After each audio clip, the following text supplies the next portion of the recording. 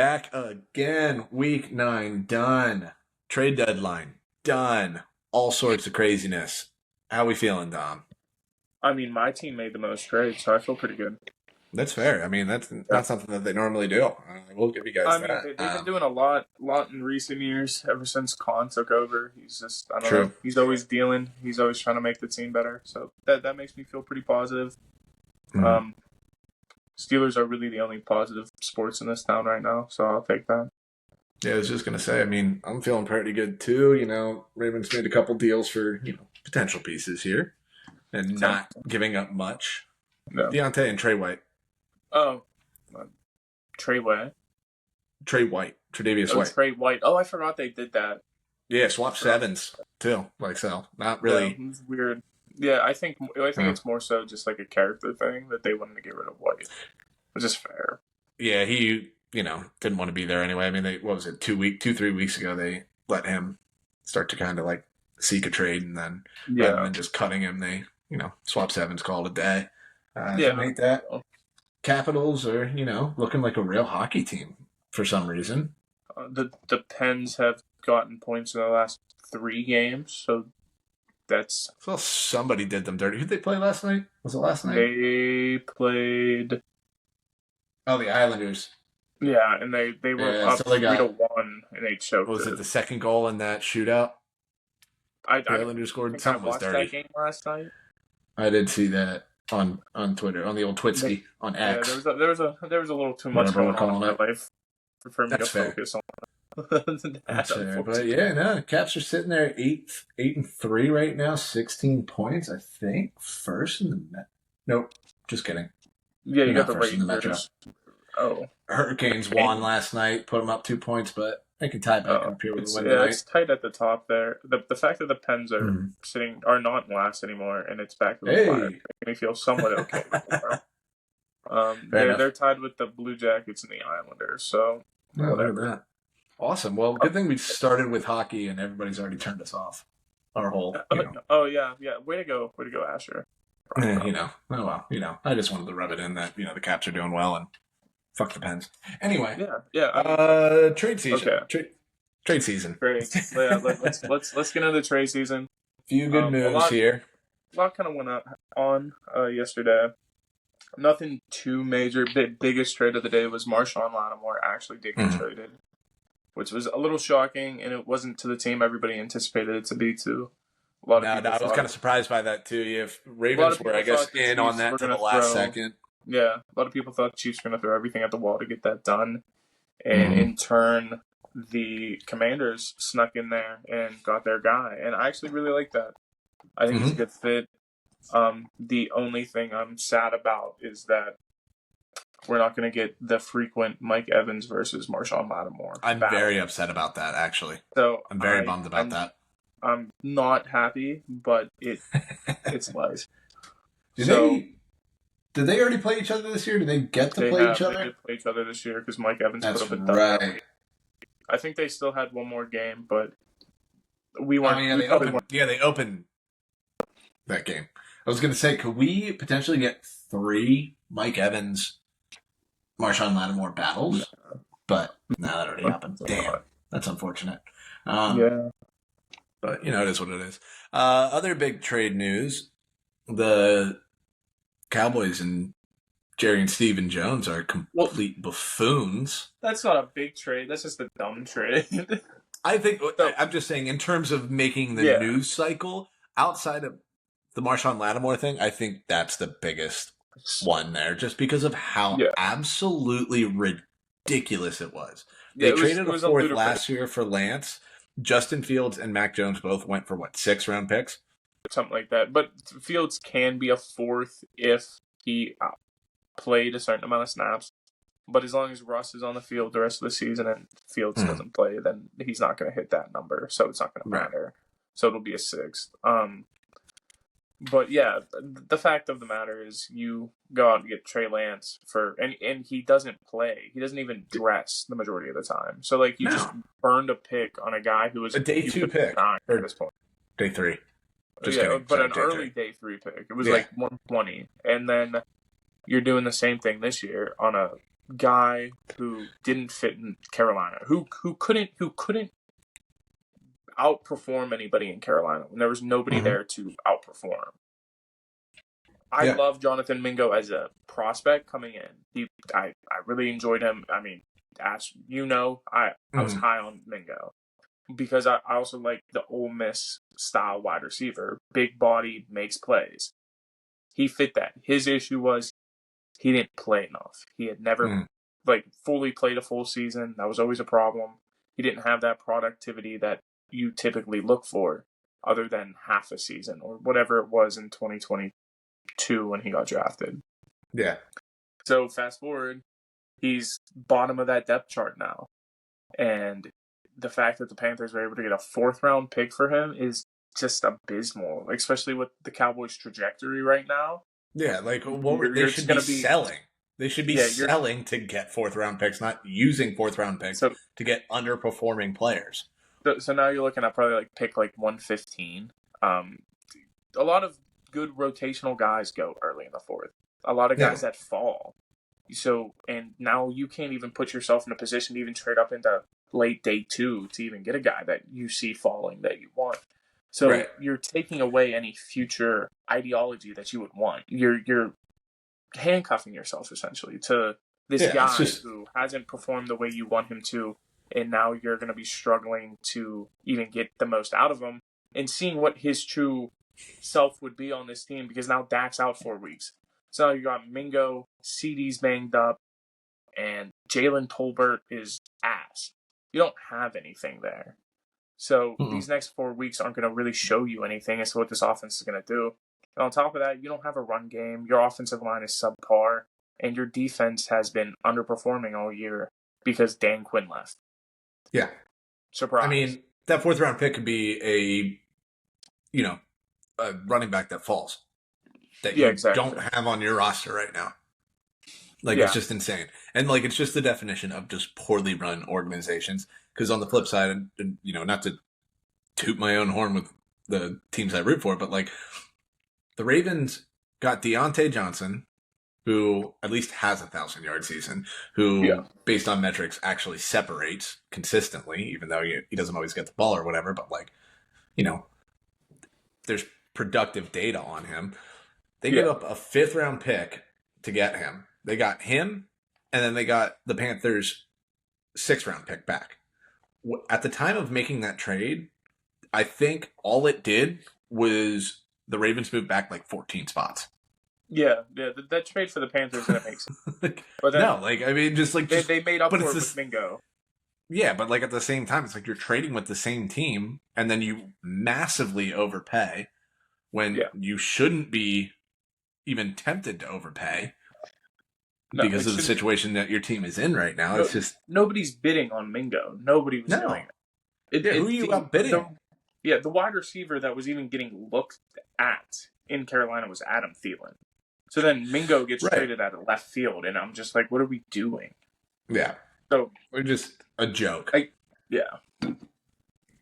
But anyway. Do you like Mike Williams pick up for the Steelers there for sure? So that's a big kind of good frame for what the offense is going to look like going forward. Mm-hmm. You got 2 large-bodied receivers that high point the ball, catch it down the field.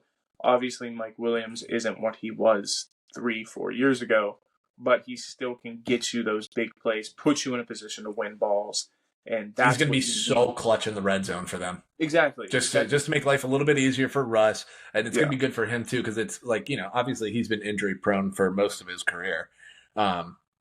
You're not going to have to run him out there all the time. That's the other thing that's just really nice with the fit there. It makes a little bit more sense with what's going on in Pittsburgh there. I like that one a lot. Yeah, and it's not a pass. I mean, I've been wanting this for weeks now. The second, I wanted it before Adams went, and the second Adams went there, I was like, please, yes, give me Mike Williams.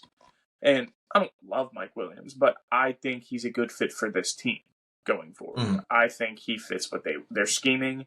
I think he can block well, especially the second that Roman Wilson went down again. He hasn't stepped foot on the field this year. That could be the biggest flop of their wide receiver picks in recent history. But at least it's a third. He was a third-round pick. It's whatever at the end of the day. Yeah. I'm just interested to see and excited to see what that team can be. That's not even my favorite trade that they made. They stole his name all of a sudden just went away, and now I look like an idiot. Preston Smith. Preston Smith, yeah. They stole him from Green Bay. So apparently, here's the story. He requested a trade a few weeks back because he no longer fit their scheme that they switched to. So he was kind of getting phased in and out. Even though that defense is also not great. Yeah, so it didn't really work for him, so he asked to get moved. And so the Steelers, probably one of the better, or if not the best, edge group in the country, get even deeper and more elite at that position. So what, TJ Watt and Alex Highsmith have to step off the field. Now you have Nick Herbig and Preston Smith coming on the field. That's not fair. I'm sorry. And no. I'm a Steelers fan. That's not fair. The offensive I'm going to hate that in a couple of weeks here. Yeah, because he's going to be fully vamped into that scheme. Oh, yeah. And he's already loving what he's seeing. So, like, by that point, when we play with Tomlin. Yeah, it's just it's gonna be fun. That'll be a fun game, and I'm excited. There are two others that I just wanted to point out just for the sake of it. Lions getting Zadarius Smith. Yeah, I mean, obviously, we kind of talked about that anyway. You had to if you were the Lions there. They were getting an edge rusher. It was just who were they going to trade for? Right. Zadarius Smith was probably the best available. It was either going to be him or Clowney. It was kind of what we had thought anyway. Really fits what they wanted, so Smith kind of works a little bit better in that. Yeah. Zadarius Smith has played for half of the NFC North, and when he steps on the field on Sunday, he'll play for 3/4 of the. He'll play for 3/4 of the NFC North, and then he'll play for half of the AFC North at that point. Yeah. It's hilarious. Yeah. It's really funny. Yeah, so that should help them. I mean, obviously the defense hasn't looked like it's really missed a beat since Hutchinson went down, but it's nice to definitely have that piece again. Yeah, I mean, you're going to need it, once you get into the playoffs there and, really make an impact on some guys there. The other one, I think that'll be a big plus for them. That I thought was pretty impressive pulling off was the Vikings getting Cam Robinson. Oh, yeah. There's all goes down. That one just like... It's so rare that you get like starting quality O linemen, let alone a tackle, just like O linemen in general, even at the trade deadline there. Well, that's funny. That's 2 years now that these teams have made a trade for an offensive lineman. Last year, it was the Jags trading with the Vikings for offensive line help. Yeah. And this year, it's vice versa. But the talent that the Vikings are getting this year is more impressive than what the Jags got last year. So it's just it's funny that occurred here. So, I mean, Cam Robinson obviously isn't beyond this season. He's just to fill the void of Arizola. Exactly. And they'll probably let him go for nothing, and he'll be a free agent. So it's just like, but yeah, like you said, it's so crazy to see an actual starting caliber left tackle be traded. Unless it's been like mid-season especially. Yeah. I mean, most of these deals happen. Yeah, most of these happen in my lifetime. So, right, I was gonna say that usually happens off season. Like Trent Williams was off season, Laramie Tunsil was off season, and it's like when guys are asking out. Yeah, you're gonna see they're not like these teams aren't trading them because they want to. It's either like they're a problem in the locker room, or they just don't want to be there, or a combination of the two. Because like Trent Williams wanted to get paid, Washington wasn't going to. And because then Tunsil was just, damn Snyder. Tunsil's was more so an issue of contract at the time. He was about to be making too much money for a team that wasn't really willing to pay. And then you also have to look at how that organization was getting run at that time. It wasn't good. Oh, no. So they weren't really willing to... Not that they really ever have been, but... No. So when they traded him at that time, it was just whatever. I mean, they also got Hall, to be fair. Oh yeah, that was a massive deal. Massive trade. Still, you don't see that happen much, but yeah. No. All right. Let's get into a couple games here. Yeah. Which one do you want to start with? I mean, Jets Texans kind of went about as well as we thought it would. Ugly game. I mean, it went the exact way I thought it would. The exact way I said it would, and you said, I don't think so. I'm just saying. I was leaving the door open. I was giving the Texans a chance. I just want the Jets to fail. Yeah, I think they will fail. I just didn't think they were going to fail that night, unfortunately. Yeah. We can talk. Bills Dolphins ended up being a really close game. Yeah. Surprisingly, not really surprisingly. I had a feeling since Miami was now more acclimated with Tua back in the system. Yeah. I mean, when I saw that at 6.5 last week, I wanted to take Miami on that. I just also had zero faith in that. Yeah. I just wanted to stay as far away from that game as humanly possible. Super fair. Yeah. That could have gone any different way. Yeah. Tua looked good. Mm-hmm. 3 incompletions all game, 2 touchdowns. He put them in the opportunity to win. Crazy stat line here. Jalen Waddle, 2 catches on 2 targets for -4 yards and a touchdown. Hilarious. I didn't see that line actually at the end there. I didn't realize he had a touchdown. Just so That's funny. Insane. Yeah. That's absolutely insane. And then Josh Allen on the other side of the ball, he's just continuing to put up MVP caliber numbers. That's insane. He's got more touchdowns than he does turnovers and sacks right now. Which is crazy. I mean, he only has wild because that's like always been his thing. It's just like on the air. So but even the fumbles, they're cut down. Yeah, way down. So he's performing insanely like he needs to if he wants a shot at MVP right now. Which it's possible because Lamar has good weeks and he has bad weeks, but Lamar is still playing out of this world. He did it again. Yeah, I mean those two are far and away. Well, I mean, they should be. That's 1 and 2. It can't be anything else. Yeah. I mean, but Lamar goes out there on Sunday and he puts up 280 and 3. So they have very similar. Hell of a bounce back game there. Yeah. Honestly, they do have very similar numbers on the year. So we'll kind of have to watch that, see what happens. Mm-hmm. If it comes down to record, then. Yeah, Lamar Jackson, 16 to 19, 280, 3 touchdowns. Derrick Henry, 23 carries, 106 yards, another 2 touchdowns.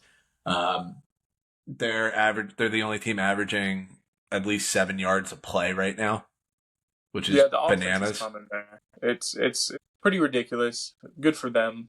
Yeah, defense showed up in this one too. That's been the concern, especially the back end of that. But that's. Hopefully Trey White at least helps in that because, again, there's just a lot of talent there. It's just you can see it on the field. They're, like, figuring out their coverages in real time during plays and stuff, and it's just constant miscommunication. Yeah. I mean, Marlon Humphrey had a good little soundbite there after the game on Sunday. Yeah. I think it was after the game. Or it might have been Monday after practice. I'm not sure which one now.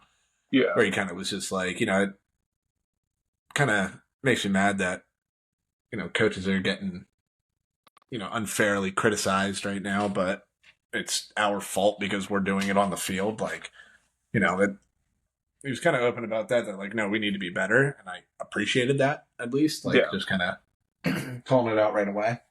Yeah. So, I mean, my whole issue with Tre'Davious White is you're adding an injury-prone cornerback to an injury-prone cornerback group. Every single cornerback in that group has been known to be injury riddled. Unfortunately, that's just how it is. Well, that just means that on any given Sunday, one of them's healthy. That's the hope. I know that for whatever. I mean, that's also just been the Ravens thing for 4 years now. Is everybody gets hurt all the time? It's insane to me, and it's not like it's always like big names like Keaton Mitchell last year blowing an ACL. Like, I mean, Dobbins couldn't run. Anything. You couldn't give him 14 carries without him doing something to himself. Like, at least it's been better. Yeah, but it's just, it could. I mean, obviously, it's football. People get hurt, but at the same time, when it happens year over year, like, at some point, it's on you. At some point, you know what I mean? Like the Niners have injury-prone guys too. And last year, they were all healthy for pretty much the entire time. outside of like a couple minor things. Now, granted, this year, like it was like 2 years in a row the Niners didn't deal with any major injuries, and then that's kind of what we said coming in. I was like, they're due. Yeah, that's the Ravens every friggin' year. It's like just guys getting hurt. Yeah, whether it's Ron Lee Stanley who can't stay healthy or anybody. Marlon Humphrey tweaks something. I mean, like Kyle Hamilton, I feel like is the only dude that stays healthy on this. Mark Andrews deals with something for 6 weeks every year. Yeah. Isaiah Likely is out tomorrow. Young. He's young still. We'll see what happens. And again, J.K. Dobbins had like 60 carries for that team in 4 years. Yeah, which is unfortunate because now he's turned it up. Yeah, it's like I said that. It's like I was saying that. This one's for you, Dom, because you always yelled at me about that. I kept holding out hope for Dobbins. Oh, it was just it was always the injury thing. I think part of it, and I'm gonna be honest. I think part of it's the scheme in the team he played for. The Ravens didn't scheme him well in the offense and didn't put him in the position. No, he did do well. It just he kept getting hurt when he was with them. Like if you look at his time with the Ravens, he was averaging like 5.5 yards a carry. I guess, but more so what I'm saying is like the positions they kept putting him in helped to get him hurt. And he was playing behind an offensive line that was good some weeks and bad some others throughout his career. The ACL in... I mean, ACL is a freak injury. Like, obviously, you can't blame that. Yeah, that one just kind of gave out on him. And the Achilles, that was non-contact too. I think he was just cutting, and then it just popped on him. So, I mean, obviously, those are the two major injuries in football. Yeah.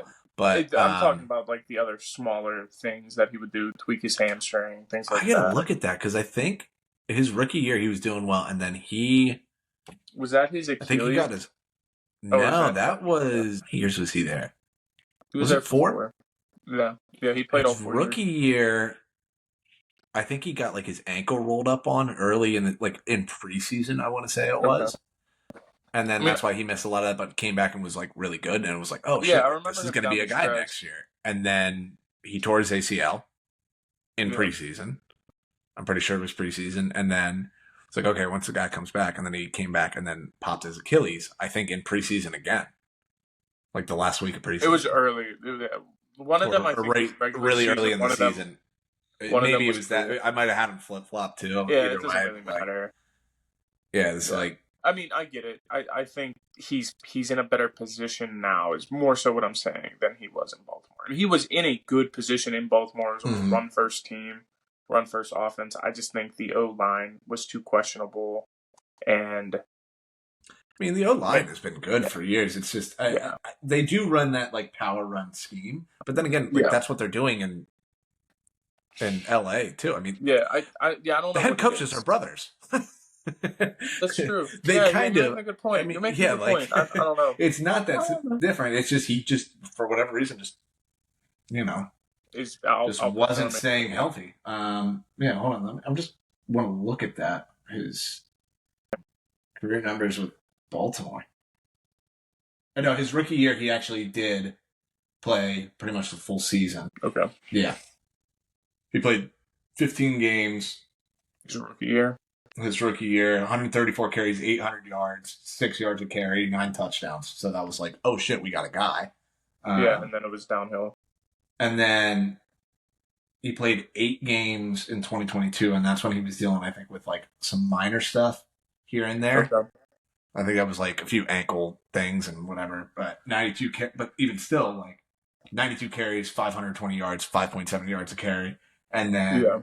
2023 was the year he popped his ACL, and that was 1 game, 8 carries, 22 yards. Yeah. So, like, in his time with Baltimore, he was averaging over 5 yards a carry when he played. And it just was like, he just wasn't playing enough. That's why, like, when he went to the Chargers for nothing, I was like, that's scary. And then they got Gus Edwards as well, who's now promptly hurt, but he was also getting older. He's always hurt too. I mean, he almost led the league in rushing touchdowns last year. Yeah, well, that scheme. Both. Sure, I mean, he was doing a lot of goal line stuff there. Mark Ingram led the league in touchdowns 1 year in Baltimore. and he was 29 years old at the time. I don't know if that's true, but he was old. He was an older running back. Yeah, that was one of the last years. That was Lamar's first MVP year, right? Yeah, it was 2018. Yeah, it was 18. Yeah, that was the year that I think he. And I think Ingram even started the year late, and he still put up like 20 touchdowns. It was just ridiculous, and it just came down to scheme. He didn't hit 1,000 yards, but he hit 20 touchdowns, like Raheem Mostert last year. Big trust. He didn't hit. He didn't hit. Jesus Christ. He didn't hit 1,000 yards rushing, but he hit 22 touchdowns or however many he had. Because Ingram was the goal line guy. Gus Edwards was the goal line guy last year. Because he would have I think I had him in a couple fantasy leagues, and I started him. I think he had like a 3-touchdown day. He did. I was going to say he had a 3-touchdown day with 30-some yards. I was just going to say he had like 17 points or something like that with 3 touchdowns for whatever reason. Like a total it was like he had negative yards. Pretty much. Yeah. Backwards. Just getting stuffed on 3rd and short, but then pots 2 in. What other games were there? Are we Oh yeah, I was just gonna say Cowboys are dead. Cowboys are dead. Also, no, I mean Dak on IR. Jags are officially dead. I do want to point out this was the other one. Dennis Allen getting fired. Completely forgot to mention anything about that. How did we forget? We almost had our prediction right. I was gonna say we forgot to account for the Aaron Rodgers variable. Yeah, that was our fault. The Aaron Rodgers constant, is that what we'll call it? No, I'd say variable is correct. Well, I mean, but like a more specific. I don't know. I'm trying to remember anything from like trigonometry. Algebra. No, variable was good. Variable is a broad term, though. I feel like there's a word that I'm thinking of. Well, the variable is good because anything could have happened with Rodgers. Right, but we kind of knew what was going to happen with Rodgers. Exactly. That's the thing. That. A constant would be, we know this is going to be a train wreck. We assumed it would be. However, it could have went a lot better. If they would have been 4-3. That's what I'm saying. We forgot. When we were doing the math on first coach fired, when we were writing that whole thing out, we forgot to include that constant. We forgot to carry that. We forgot the necessity of using that constant. We were doing bad physics, basically. No, we moved to physics. We didn't use all. Went from algebra to we didn't use all of our letters and Greek characters on this one here. So that is a little bit on us, but also I'm still counting this as a win because, Yeah, it was. Or we'll call it no. We won't just name it after Aaron Rodgers. We'll call it the Jets constant. Yeah, true. The Jets constant, because that encompasses everything with the GM down to Rodgers. Not GM. Ownership. Owner. What the hell is his name? It'll come. Joe Douglas is the GM. Yeah. What's his name? No, now you're making. I don't know. Old white dude that was political ambassador at one point. Anyway. Yeah. So yeah. Dennis Allen gets fired. They lose to the Panthers. Woody Johnson. I knew it was something. Woody Johnson. I almost said that, but I was like, that's not the name of an owner. It is. Talked myself out of that. But yeah. So that happened. Dennis Allen got fired. Saints have been a train wreck for 7 straight weeks after their offense looked unbeatable. It for just 2 turns weeks. out that turns out what they're was very it? 80, almost 89 points in 2 weeks. Was that what it was? And they almost have they scored 80 points since then? Drive. But it's just the fact have they scored 80 points since the first 2 weeks? Is what I'm curious. Yeah, they definitely have. Are we sure? Yeah, because they put up 24 and 27th now, 22 last week. So they've put up points. But here's the issue: the first 2 weeks they played the Panthers and the Cowboys, 2 of the worst defenses in the NFL. Oh, Panthers just held them to 22. Yeah, because the Panthers got better and the Saints got way worse. Hold on, I'm going to look at this real quick. They scored 91 points in the first 2 weeks. And I just want to know here. It's close, but it's... Oh, I'm finding this out. I'm doing the math in real time here.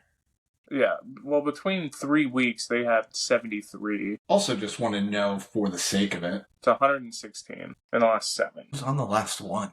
It's okay, pal. Anyway, they've scored 25 more points from weeks 3 through 9 than they did in weeks the 1 first and 2 2. weeks of the season.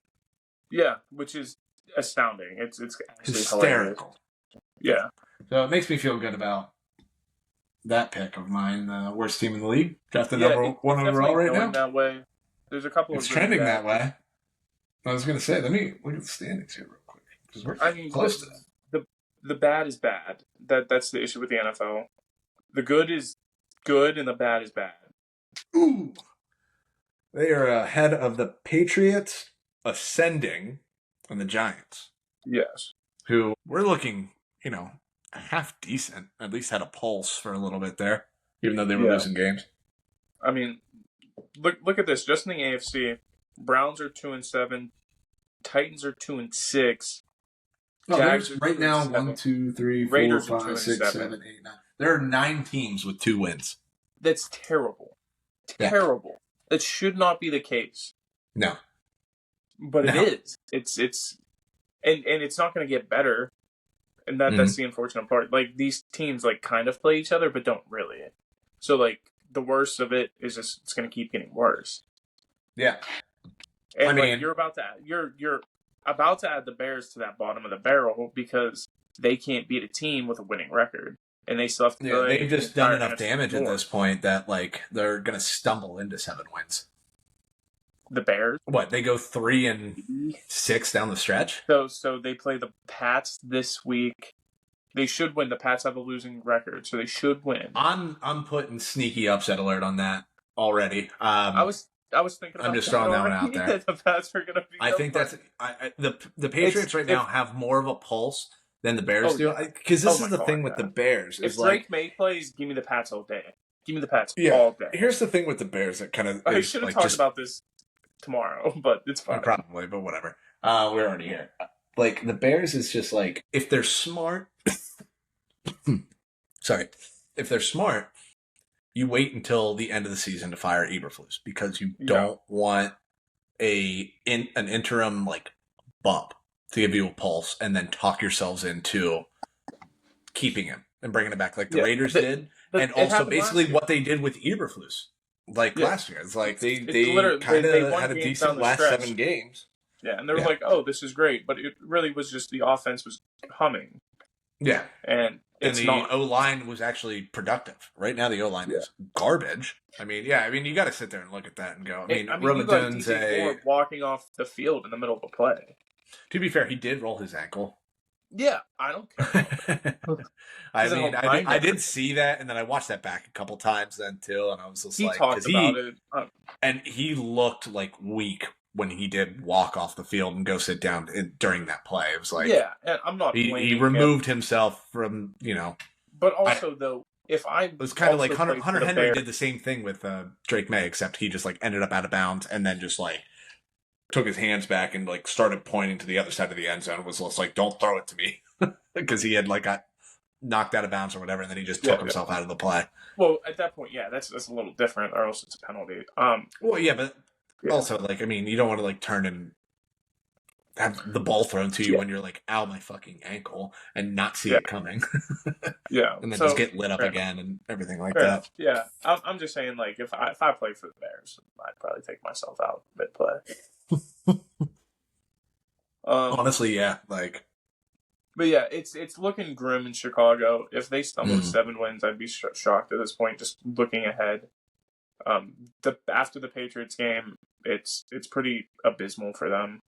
The Seahawks, their second to last week's probably their next easiest game on that slate. Yeah, it's not great. That's why I say stumble into it more than actually like they're going to finish 7-10. You know what I mean? Like I think they're just going to like accidentally win a couple more games, kind of like the Browns are going to accidentally win a couple more games just because Jameis Winston will accidentally throw a few touchdowns.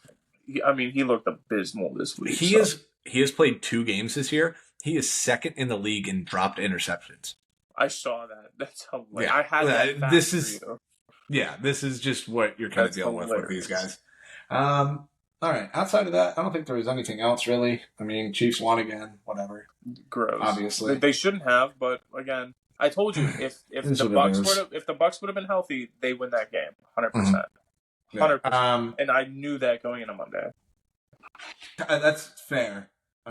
Again, I don't know. I think this defense didn't show up, but then the offense decided to play well. Yeah, I don't know. guess. Also, Lions Packers. Just want to touch on that at least quickly, since that was like the big game of the week. Yeah, it was a blowout. It was a blowout. It wasn't even close. The Lions are the best team in the NFL. Can we just say that? Like, it's a fact. We talked about it last week. It's a fact still. I mean, but like they're not, but like they are. They're not. So on the standings, they're in second because the Chiefs fall into a win every week.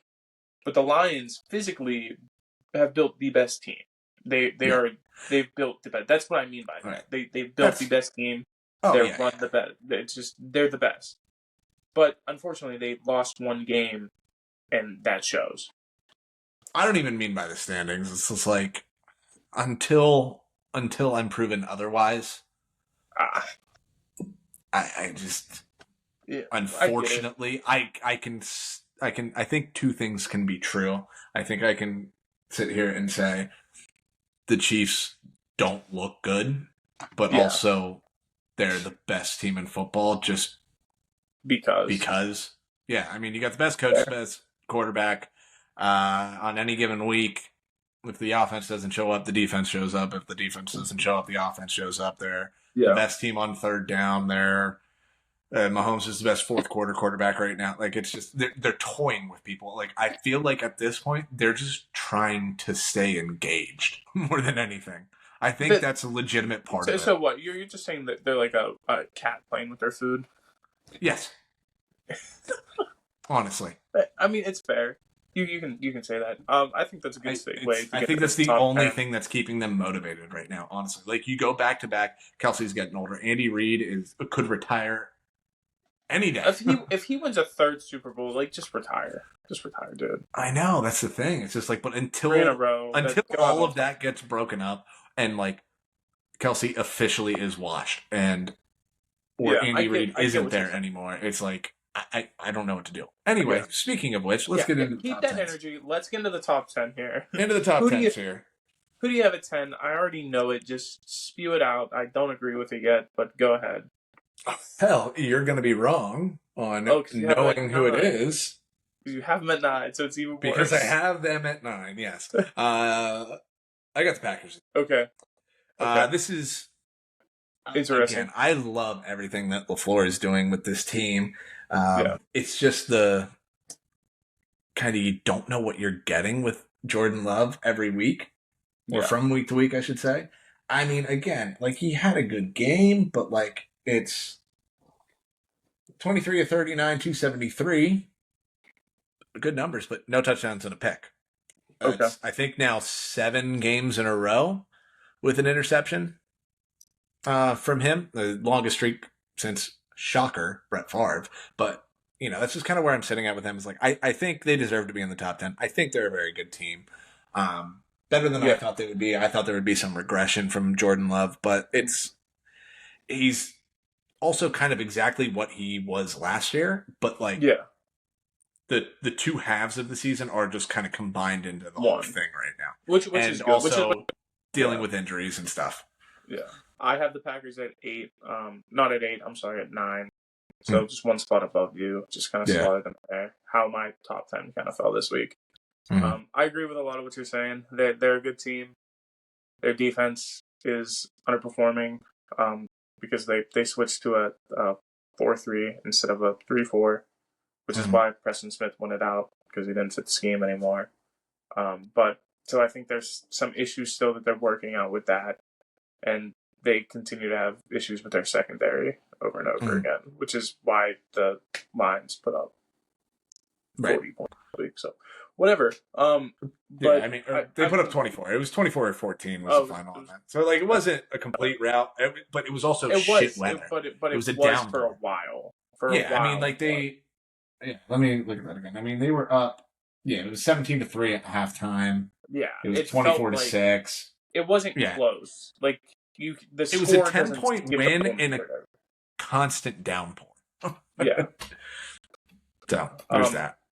I will say this about the Packers, though. assuming that the Ravens win the AFC North, probably the scariest wild card team. Outside of that, you don't have. I'm saying assuming that the Ravens win the AFC North. We'll see. Fair, but I think that's the scariest team on the road. Because I think they're a better team, they're going on the road. Yes. I think they're not as scary if you have to play them in January in Green Bay as they are playing them in January in San Francisco or in a dome. Or in a dome. Yeah. I get that. Okay. My number 10 team, and I know you don't agree with this one, is the Falcons. I almost dropped them out this week. They just wasn't really a team I like as much or more to flip it. So I think actually they stay the same. They stay exactly where they were last week.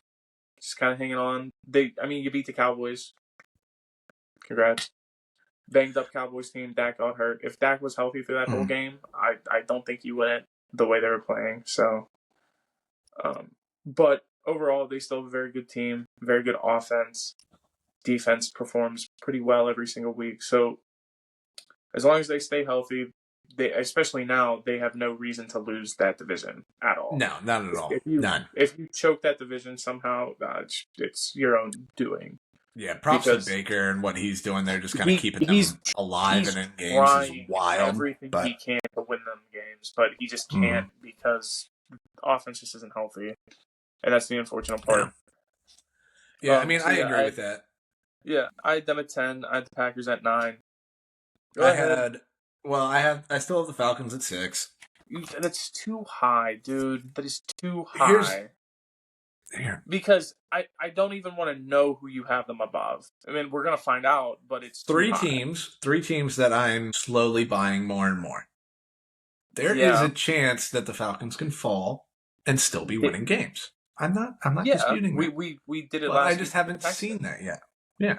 I just haven't seen that yet. But anyway, I haven't seen enough for them to go up my ranking. That's fair. I mean, that's entirely fair too. I look at them as I just put them fringe top 5. That's all.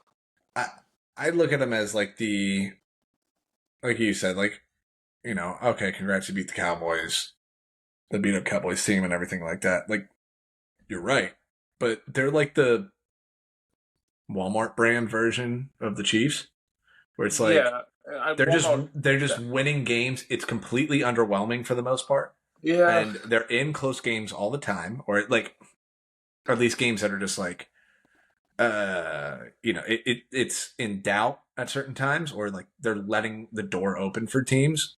Yeah, but they're winning more of those than they're not. Yeah, and the reason that they're right because they don't have Andy Reid, Patrick Mahomes. They have Raheem, Kirk Cousins. The best version of the Kirk Cousins quarterbacks is Kirk Cousins. The best of the Kirk Cousins is actually Kirk Cousins. At this time, ask me in 2 weeks. Yeah, there's time. But yeah, I don't know. That's just kind of where I'm sitting at with the Falcons. Still, it's just like I think you're buying into the appeal of them more than buying into the fact that I feel very comfortable about knowing what they are, and what I think they are is a team that, because of the situation that they're in, is going to be roughly a 12-win team, just because of that division, the way that division is falling apart and everything like that. They're already 2-0 against the Bucs. They're going to get the Panthers. They're going to get the Saints again. They don't have a tough schedule. Like, they're just going to be a 1 or a 2 seed, depending on what goes on with the Lions and what goes on with their division play. Like, they're going to be a top 2 seed in that conference. I'm not denying any of that. Mm-hmm. I'm not basing on future record. I'm not basing on what your schedule looks like. I'm basing on what your team looks like and what you perform on a week-to-week basis. There are, and I'm going to count here, 1, 2, 3, 4, 5 NFC teams that I like more than them. Mm-hmm. That I think is a better, well-rounded team. So that's fair. And I'm looking at it as I got at this moment. I think legitimately at this moment, that I feel very confident that I have 4 teams that I think can actually win a Super Bowl. I agree. And then I have a grouping. I have 5 teams that I'm looking at right now that I think can be are legitimate chances for championship weekend. And that's the grouping I have them in. Is that I think so 5 outside of the top 4 is what you're saying. Outside of that top 4, like the next 5. Basically, my top 9 teams are like teams that I think are all actually fighting for. None of these teams are teams that I would be shocked about playing on championship weekend. Like if you told me at this moment, NFC Championship game is Lions-Falcons, I'm not batting an eye. No, I'm not going to bat an eye either. And I'm not saying they're not a championship team. If you're in my top 10, I think you can go far. Period. Yeah. I'm just saying I'm more impressed with the 9 teams I have above them and the way they look. That's fair. That's fair. I have more faith in that, essentially. And that's what I'm saying. I have, at this moment, despite Kirk Cousins and big games and whatever, blah, blah, blah, everything like that, like I do have much more faith. More belief in that because I think I've seen more of what they are versus some of these other teams. Yeah. So I also just realized here I only have 4 AFC teams on this list. That's a really good point. They're the only 4 teams I have any confidence in to go anywhere. Yeah, we have the same 4, I think. We have to. There's honestly. You can't. If you're pulling another AFC team out, you're pushing your own property. There is an AFC team that's like 11, I think, in my book right now. I want to see more before I even think to put them anywhere. But anyway, we still didn't even get to my number 9 team here. Yeah, talk about the Rams. Yeah, that is the Rams. I am back on this. I am getting on this train early. I'm buying stock when it's low. Everything like that. And I'm hoping to cash my chips in later. I am fully back in on this. Listen, going to Seattle is not easy for anybody. Divisional games. We definitely talked about that. Stafford is humming. Puka's back. Cooper Kupp is back. Like, overtime win. Take it. It was huge. It was huge because they looked bad. They looked very bad to start that game off. So the fact that they came back, won the game, huge. However, kind of looking at their schedule kind of going forward, we do this almost every week. It's not the easiest schedule throughout, just taking a look. So they're definitely going to be challenged. I think that they are a good enough team where they can overcome a lot of that. I think they can make the playoffs, or not necessarily they can win the division. You need to beat the Cardinals. You don't play the Cardinals. You don't play the Cardinals until week 17. If the Cardinals continue to look the way they look, you're in trouble. That's if the Rams can handle business against the rest of the. Let's just put it this way: if the Rams can handle their business against the rest of the NFC West, and then beat the Cardinals, and this is assuming Cardinals go undefeated the rest of the way in the NFC West as well, they will finish with the same divisional record. Yeah. So that eliminates that tiebreaker. Well, here's what it is in conference play right now, because that's the next one it goes. The Rams are currently 3-4 against the NFC. Oh, the Cardinals are 3-3. Yeah, because they lost. So they're a game back. They do need to beat the Cardinals to not be just like same record and still be below them in the standings, kind of thing. Basically handle your business against the NFC West. Those are your biggest games. Yeah, while still keeping par with, whatever the Cardinals are doing. And then you have to win that game. And then that division is right there for you. Just because of the way that division is kind of fallen right now. Yeah, I mean, you just need to stay par. I think they can do it. I think they're the better team. I think overall. 10 wins could win that division the way that everything is looking right now. 9 wins could win that division. 9 wins could. 10 is a safe number. 10 is you win the division. 9 is you can win the division. Right. That's and what that means. That means they have to go 6-3 down the stretch, which means, and they have Dolphins you need to win. You need to win. That's not going to be an easy game. You're traveling across the country to Miami. To the Dolphins? No, they get them at home. They get them at home. So you just got to handle your business against Miami. Yeah. Then you get the Patriots the following week. Home against the Eagles. That helps. Then you go to the Saints, who are reeling. Bills at home. home against the Bills again. That's helpful. They are getting the toughest games at home, which is good for them. That helps a lot. Yeah. That's kind of what I'm saying. And then you're still dealing with the Cardinals at home. The only time they have to go back out east is to go play the Jets, which I'm not worried about. Exactly. So 6-3 down the stretch is extremely doable. Yeah, well, it's not easy, but it's doable. Yeah, let me see. Let's see how they do this week. I'm not gonna even think about slotting them into my top 10 unless I see 2 more wins, and at that point you've won 5 games in a row. You look like a different team. So that's beating Miami, that's beating the Patriots, and then you're going to be playing the Eagles. So that's going to kind of really prove to me, like, hey, we're here. We beat a playoff team. We're ready. Yeah. That's what I want to see. So until then, I mean, I get it. You beat the Vikings, who were in a weird place, but once you get to that point, okay, I'm ready. Yeah. So with that, speaking of which, let's go to number 8. So the Vikings are my number 8. Ooh, I do not have that at number 8 or anywhere in my top 10, actually. Oh, they're still out? Okay. They're still out. They're one of the teams that's like on that next tier that I'm like, I'm still just a little bit unsure about. I still have them. They look good on Sunday. So I had no reason to take them out. I mean, just the offense. The offense just continues to tick, and that's something I can't deny. Because why would I? I get it. You played Flacco and the Colts. And the Colts do have a good defense, though. Sure. That is a thing. Sometimes when they show up. When they want to. I don't necessarily love it. They do give high performances, though, to the opposing quarterbacks. It's almost guaranteed every single week. Like, Darnold went 290, 3 touchdowns. He did throw 2 interceptions, but... That's what I was going to say. Is like, in the past, 3-4 games, he's really... Yes, and I don't know what to do with that anymore. So I think part of that is just teams are kind of figuring out the offense and figuring out how it's operated. And that's just what you're going to get, whatever. So that's where I'm at with the Vikings.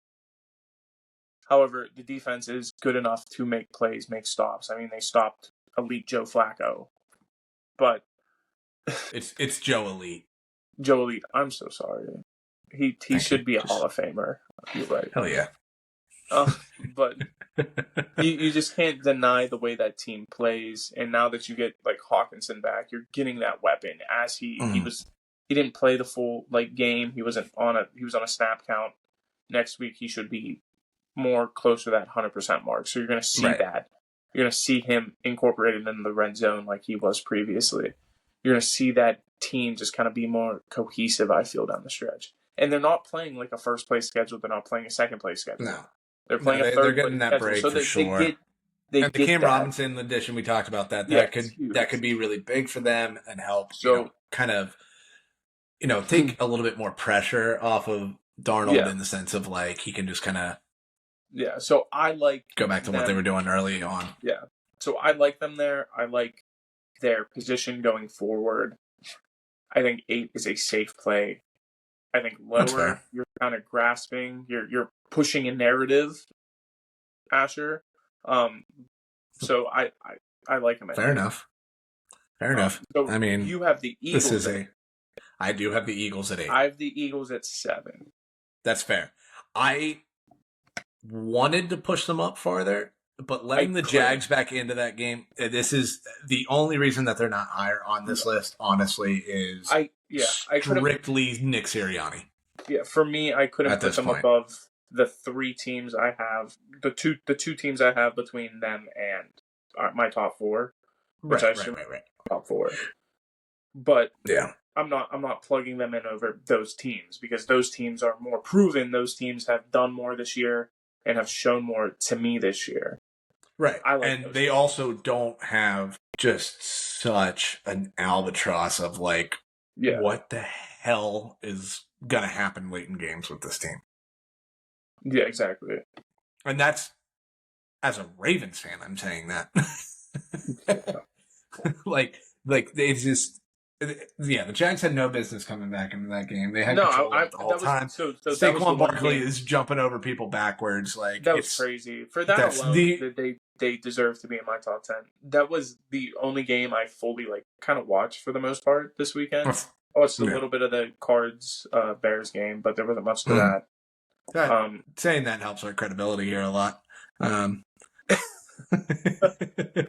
No, yeah, fair enough. I do watch highlights. I go back through. No. But we know what we're talking about. Yeah, Sunday during the day, that was a game I got to pay attention to a little bit more than I previously, for reasons I won't state on a podcast. That's fair. But fair enough. Yeah, no, that was. It was crazy kind of to watch the dynamics going back and forth and just how they kind of let off the gas. You saw it. You literally saw the Eagles stop playing. They took that right out of the Ravens playbook of just we're chilling. It's 16-0 at half. We have full control over this game, and then you take your foot off the gas, and then the Jags put up 16 in the third quarter, and now we have a game. But this here real quick. Let me just double check myself here. Yeah, Jalen Hurts, turnover free again. That's 4 games in a row now, I think. Good for him. Completely turnover free. They've kind of figured out what they're doing with him. Again, only 24 attempts.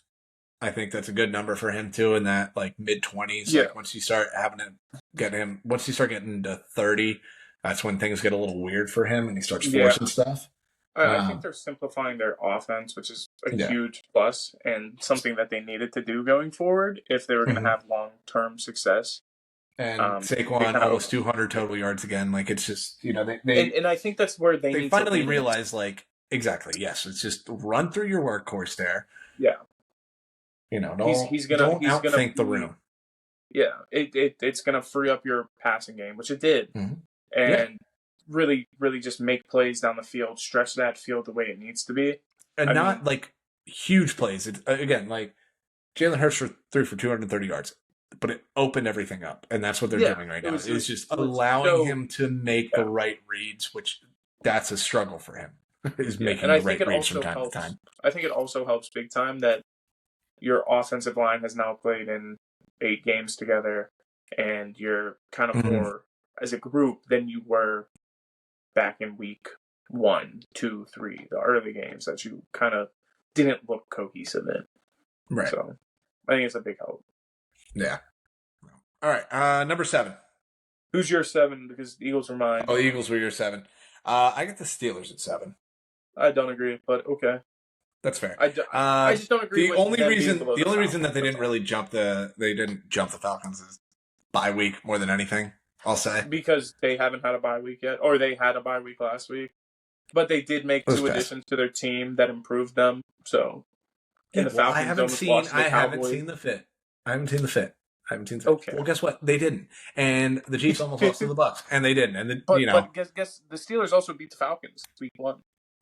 Did you take that into account? When Kirk Cousins was running on half a foot, and they had the easiest foot. That's not my problem. Steelers were running out there with Justin Fields on half a week. And what I'm telling you right now is if they played this upcoming week, I would take the Falcons in that game. I don't agree. Fucking homers. Yeah, I guess the Steelers No, even if I wasn't a homer, I wouldn't agree. No, that's fair. Yeah, I want to see the new pieces. I like everything I'm seeing with the Russell Wilson version of this. Yeah. I'm just nervous. Obviously, yeah, you're nervous to see, okay, are the wheels going to fall off? Is it going to become a trend? That's what I'm most concerned about, yeah. It's going to be a stretch this back half of the season. What's that offense going to look like against these teams that they play? Because they're about to start a gauntlet that doesn't get easy. Right. Even your easy games, it's the Browns in the NFC North. It's always tough. It's the toughest division. You're going to see tough play. Right. So it starts on Sunday at 1:00 against Washington. Yeah, and it does not stop. So they won. I'm really, really interested in this game. Yeah. To be honest, they outperformed their front half. They did better than I thought. Way better. You're way better. What are they, 6-2? 6-2. Yeah. So I'll take that every day of the week. So then looking ahead. Oh, also, wait, hold on, real quick. We're gonna get mad at the Falcons almost losing to the Cowboys. Who did lose to the Cowboys? You son of a bitch. Who did lose to the Cowboys? It was Justin Fields' worst week. And also, answer the question. Game was delayed 2 hours. Answer the question. We all know who lost. Garrett Cole. I don't want to talk about it. Garrett Cole. I don't want to talk about it. Okay? We get it. Why didn't I think of it? I get it. I thought about it earlier. And guess what? I think the Steelers would beat the Cowboys now, much like I think the Falcons would beat the Steelers. The Steelers should have beat the Cowboys that night. It's one spot. If we're being honest. Well, they didn't. This is why we play the games. That's why we play the games. Get back into it. So to just kind of like talk it out. So you're 6-2, make the playoffs. You need 4 wins. Yeah, you're probably getting that. Yeah, probably.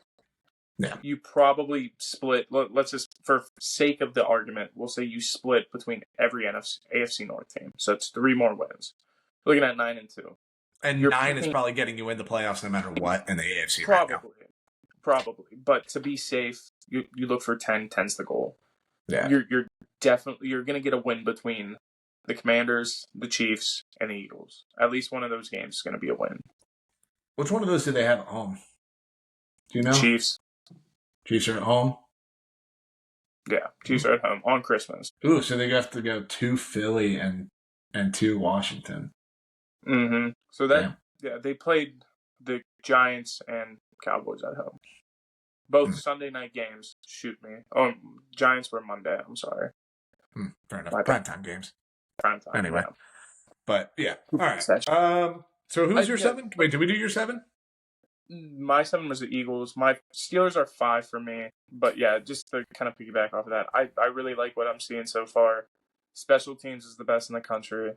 Defense, top 3, but they're probably more like 1B, 1A in that range. But the Chargers, the numbers are probably just not saying the same things as like what you're seeing on the field. Yeah, and then we talked about earlier, you had Preston Smith in that edge rushing group. Like nobody's getting a break. Scary. That's scary. Nobody's getting a break, and as long as the secondary continues to perform the way they are, it's fine. Their secondary's already outperforming what they are, and they use the bye week. They're healthy again.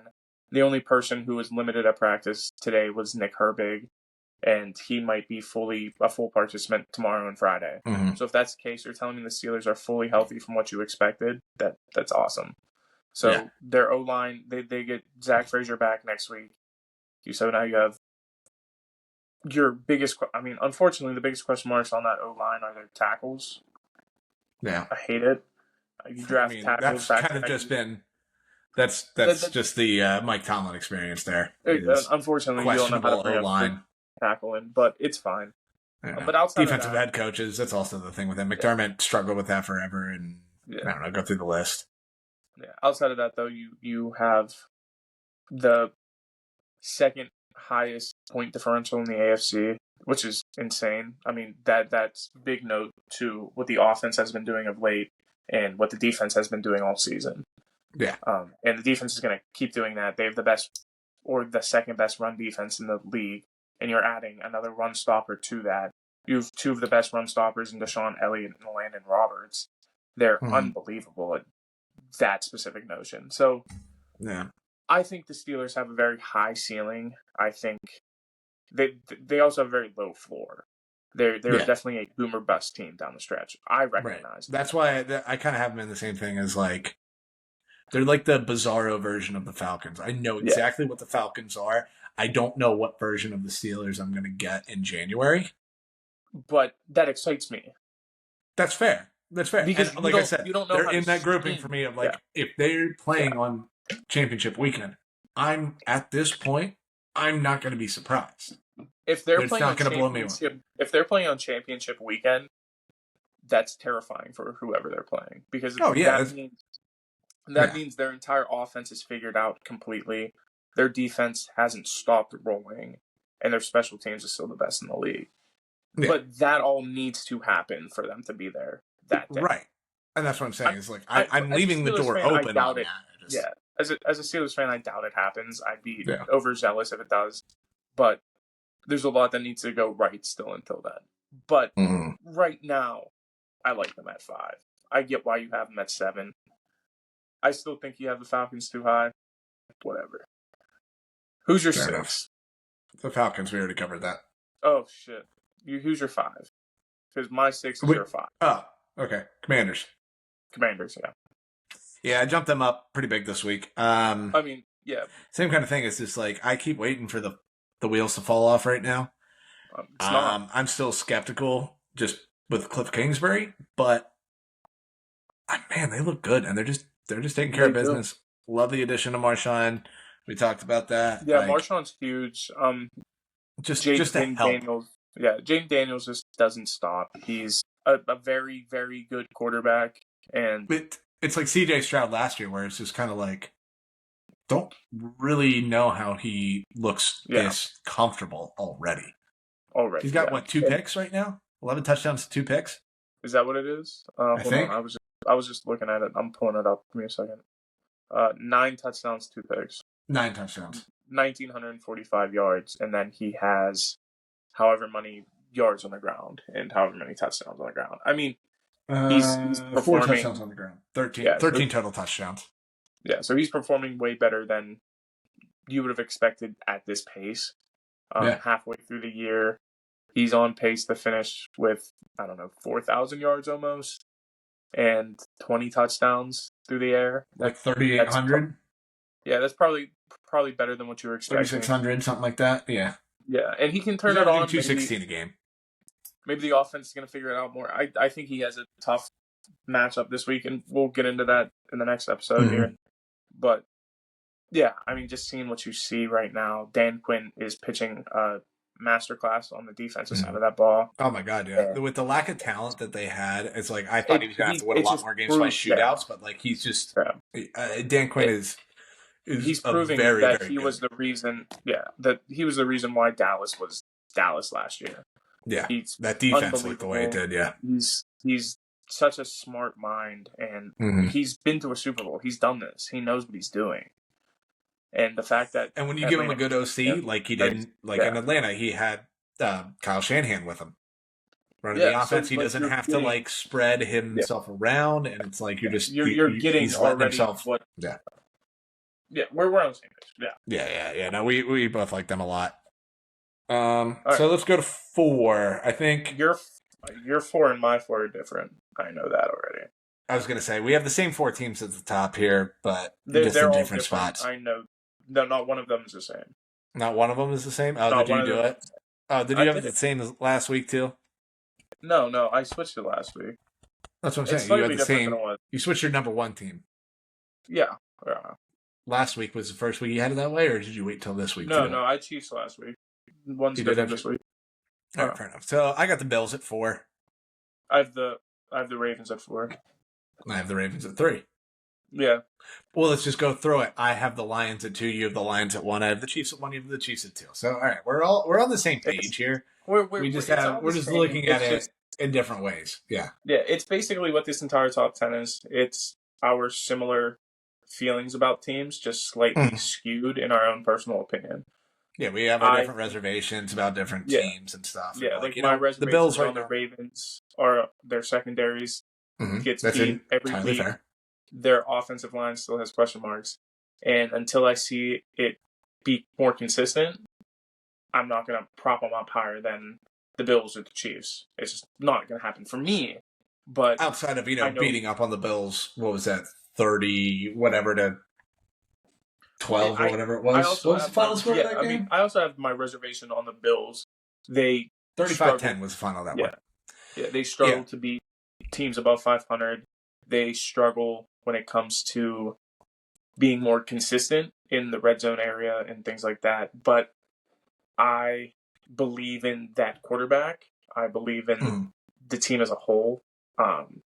Their 2 losses were against the Ravens and the Texans, which obviously should have beaten the Texans. That was a coaching thing, and that's kind of. I know we've talked about that. Those are my reservations on the Bills. It's McDermott, game clock. McDermott's always a question mark. Yeah, and then the Bills just being a cursed franchise more than anything. Yeah, and then I'm hopeful until I see Amari Cooper make a real impact on a team, or when they're playing against a team that has a secondary that, like, with corners that can cover. Fair. That's fair. Because the Ravens just went man to man and were like, I mean, obviously before Amari Cooper, but like that was kind of the thing. It was just like none of those guys were going to beat the Ravens one-on-one. Yeah. Fair enough. Yeah, I mean, we're comparing. And you saw that happen there. That was the best that secondary has looked all year. Yeah. So, like, depending on what they look like against the Chiefs, like if the Bills get rolled, then I have much more serious concerns about them. Yeah, at that point, when that game happens. Exactly. Yeah. But at the same time, really too, if they get the Chiefs at home and, you know, Shakir can't get open, or Coleman is struggling to get open, but then Coleman's dealing with an injury. Amari Cooper has 9 catches for 140 or something like that, just because he's just constantly getting open, or just like has a big production day. Then the perception changes a little bit, where it's just like, okay, cool, Josh Allen has an actual safety net now, and this was all worth it, kind of thing. Yeah, it's kind of working a lot better. Yeah, for sure. Yeah. And then like we already freaking ran the wheels off the Chiefs already, and I mean, go back 25 minutes or so, and then you'll see exactly what I had to say about the Chiefs and the Lions, really, more than anything. There, yeah, exactly. We already there's that whole one. Teams. And the Ravens, that's just the best offense in the league right now. Yeah, and I get that. Only team averaging 7 yards a play. Derrick Henry is mostly just doing whatever he wants to people. Yeah. Lamar is doing his thing. Like, they're wildly efficient. Said, it's just preference, and we're comparing apples to oranges at this point. Exactly. Yeah. I mean, those are they're all the top teams. Like, yeah, those are the 4 teams that I think can actually win a Super Bowl at this moment. Which is hilarious because only one of them's an NFC team. Yeah.